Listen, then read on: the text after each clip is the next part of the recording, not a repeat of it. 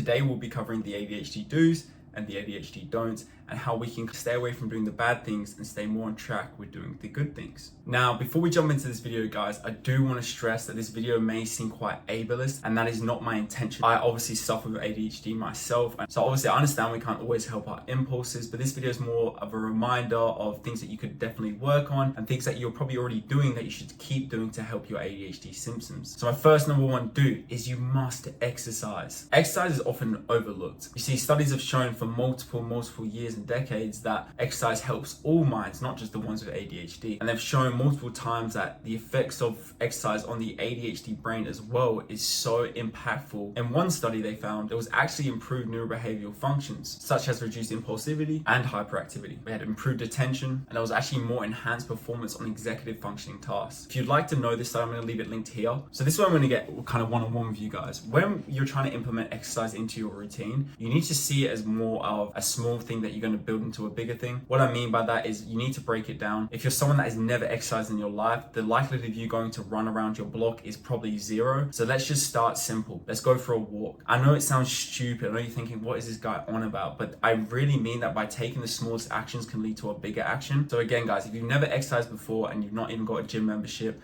let's start small. Let's just try walking around your block first, or even around your house, and then build that into more routines, such as fun things like skipping. I find skipping to be quite enjoyable and actually very intense. It's quite a good workout. And again, it's very important to keep the brain active and the body active with ADHD. Don't use your ADHD as an excuse. Obviously, it's an explanation in the way you behave. And I've actually got a video on this if you'd like to check it out. I'll leave it linked here. And in this video, I actually discuss a lot about the difference between using your ADHD as an excuse and an explanation. You see, when you use your ADHD as an excuse, people start to really undermine you and they don't respect you as much. And it's the simple reason because if you use an excuse multiple times, it takes away from you holding yourself accountable. People, including you, do not like it when people cannot take accountability for their actions. Although we are born different and we do have a differently wired brain, it does not excuse us from acting in the right way. It doesn't excuse us from being disrespectful. And it definitely doesn't excuse us from handling our responsibilities or things that need to get done. Just because you have ADHD does not mean that you are broken. It doesn't mean that you are not working. You are simply wired differently, and that is okay. So another one of my ADHD must-dos is you must drink water, guys. I know you know this, and I know this seems very ableist because we all are very aware that we must drink water. One thing I find specifically with ADHD people is they tend to forget about their water or even forget to drink in the first place. It's why it's always handy. I keep a massive jug of water next to me. I normally have a big water bottle, which I'll show you here. It's a massive water bottle. It has all the times on it, and it basically really motivates you to drink water. I don't know why, if this is just an ADHD thing or it works with every brain. It's kind of like a little set timer. So you'll see now, pop it up on screen. As you go through each time, there's like a little motivational message, or it'll say what time you're drinking at. I find these water bottles to really help me with my drinking habits, and it gives me that comfort knowing that I've got water anytime I need. Don't talk down on yourself and give up on things when they don't come so easy to you. So this is very obvious, and I know this might seem very ableist to say this to you guys, but I do really want you to think about it. A lot of negative thoughts actually don't really stem from your brain. They come from other people and people that have gave you criticisms over your life. Due to our sensitivity, again, our RSD, rejection sensitive dysphoria, we tend to take these things quite personal and almost store them in our brain. Then their thoughts become our own thoughts, and the cycle continues. All the criticisms you were told, all the things that you were told when you were lazy, you can't do this, you can't do that, no way you could handle that responsibility. It all builds up in your head and you start to believe it. And my way of finding myself to get out of this situation was understanding the power of self-talk. Telling myself constantly over and over again that I can do this. I'm not broken. Yes, I am different, but I can definitely get this done, and it's something that I can definitely achieve. Once you set your mindset to that and you give yourself a purpose and a goal to chase with the right support system around you, you'll find yourself being able to easily complete goals that you've set for yourself, as well as eradicating these negative thoughts and emotions you have. This isn't going to be an easy thing, and it's something that I struggle with on the regular, maintaining my emotions and my thoughts, but it's understanding that it's all possible. And although this video again might seem very ableist to some of you, you need to understand that this is something you need to be aware of, as your thoughts can definitely impact your reality. Do enjoy the simple things. If you're anything like me, you'll find yourself feeling bored or simply anxious majority of the time. Learning to enjoy and embrace the moment is something that ADHD people often struggle with. We often get confused with these moments of boredom with a lot of anxiety, or we see it as a negative thing. we don't associate boredom with positive thoughts. We associate boredom with shit. I need to be doing something definitely needs to be done. I'm behind, I need to catch up. And all these thoughts kind of rummage around, and that can lead us into a burnout, into a serious ADHD paralysis moment. So it's very important to practice being present. A couple of tips I've got for this is meditation.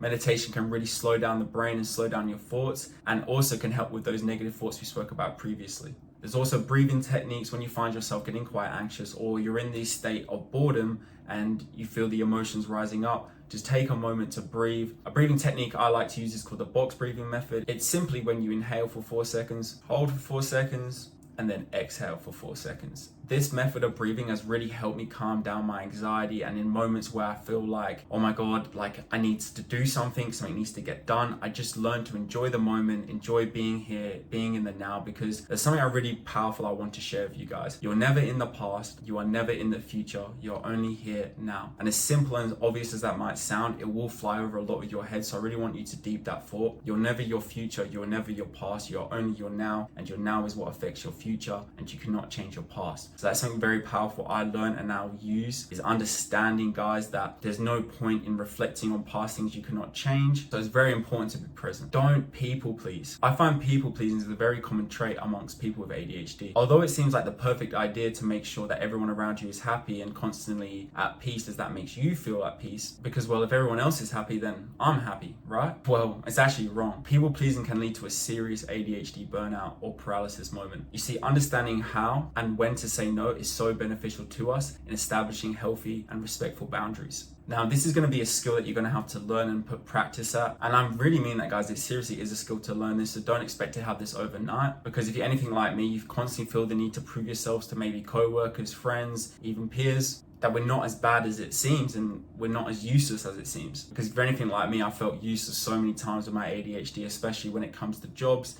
Maybe someone else will pick up the job way faster than me and I'll struggle, and then I'll take on way too much, like picking up extra shifts, or even, for example, taking on workload that I definitely knew I couldn't finish, but I saw how happy or how much relief it gave the other person. Again, this is down to our sensitivity and us being so in touch with our emotions. We can almost see it on people's faces when they're in hurt or agony, so we like to help. So this is something that will come with practice, but learning to say no will really change your life and how you view yourself and how you hold yourself. It'll give you that sense of respect and understanding that it is okay to say no, that there is nothing wrong establishing healthy boundaries. Do accept yourself and your imperfections. Nobody is perfect, guys. We're not gonna have this shit all figured out. There's gonna be days where you will struggle. There will be days where you feel as if the world is against you. You need to understand that these moments all pass. When I read the comment section of my videos, I often find myself relating very heavily to a lot of the struggles you guys go through. When it came to me and accepting my ADHD and my symptoms that came along with it, it was a very hard and a very emotional time for me. It was a way of understanding that friends I've lost or friends that I gained was due to my ADHD. It was understanding of the reactions I had, my impulses, my emotions, again, were down to my ADHD. And it was very hard for me to accept that. But when I learned to accept my ADHD and understand that this is a part of me and will always be a part of me, and that I am not broken, that I'm not a bad friend. Once I understood that these were all just traits and things that I need to work on to be a better person, just like everybody else. Although we have ADHD, neurotypical people struggle as well, guys. So a lot of the things that you need to work on, you would have had to have worked on anyway as a neurotypical person. So understanding that and accepting who you are, it's going to really help you to understand that, okay, that you do things differently. Your way of learning may be different to that person's way of learning, but if you're both getting to the same result, does it really matter? If you need any more help or you want to go deeper into this, I will leave a video linked here about my struggle with ADHD and a little personal story I shared on my channel. I hope you guys enjoyed today's video. I seriously appreciate all the support shown and all the recent content, and I can't wait to keep uploading more for you guys. I'm very proud of the channel we're building. I'm very proud of the community that we are bringing together, and I can't wait to see what the future holds for us. If you could drop a like on today's video, that would be much appreciated, guys, and also hit that subscribe button so you can stay up to date with all the ADHD content. Thanks again, guys. I'll catch you on the next video. Peace.